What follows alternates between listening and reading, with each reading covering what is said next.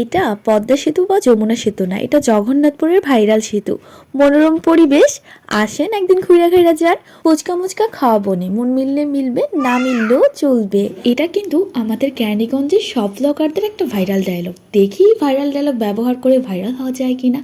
তো অনেক দিন যাবৎ মিরপুর বসে বসে দেখছিলাম আমাদের ক্যান্ডিগঞ্জের জগন্নাথপুরে একটা নতুন ব্রিজ হয়েছে, আর এই ব্রিজের ডালে জমজমাট একটা অবস্থা। বিকেল হলে মানুষের ভিড় আর অসংখ্য খাওয়া দাওয়ার একটা আয়োজন।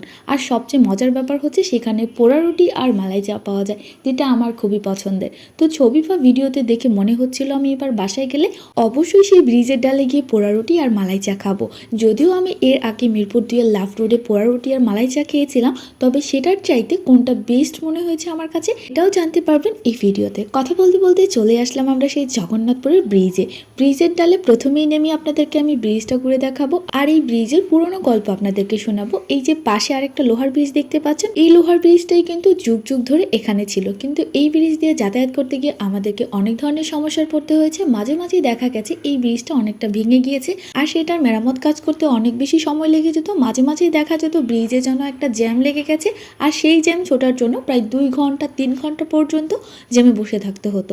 তো পাশাপাশি আরেকটা ব্রিজ অনেক বেশি প্রয়োজন ছিল। বহু বছর পরে জনগণের এই মনের ইচ্ছা পূরণ হয়েছে, আর যাদের মাধ্যমে এই মনের ইচ্ছা পূরণ হয়েছে তাদেরকে জানাই অসংখ্য ধন্যবাদ। তো আমরা ব্রিজের ডালে এসে প্রথমেই খাবো ফুচকা।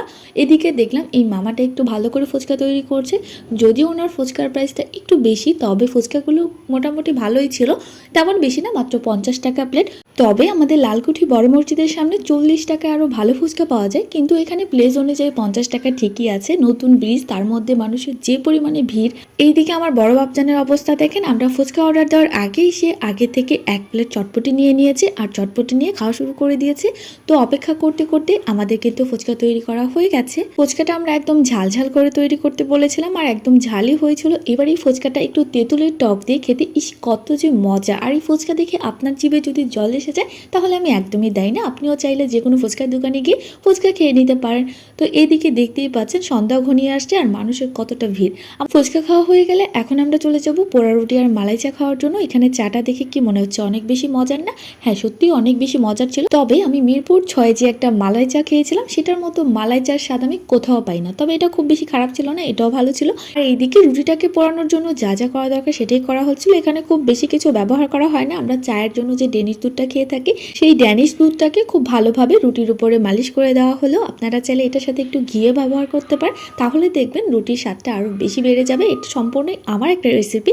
তো এইভাবে করে রুটিটাকে আগুনে পুড়িয়ে নেওয়া হচ্ছে। রুটিটা পোড়ানো হয়ে গেলে এর মধ্যে কিন্তু গুঁড়া দুধ ছিটিয়ে দেওয়া হচ্ছে, ছিল চকলেট সিরাম দেওয়া হয়েছে। আর এই জন্যই রুটিটা খেতে এত বেশি ভালো লেগেছিল, কারণ রুটিটা পোড়ানোর পর যে খুব বেশি স্পেশাল হয়ে যায় এমন কিছু না, শুধুমাত্র ড্যানিশ দুধ আর এরকম চকলেটের জন্যই কিছুটা স্বাদ লাগে।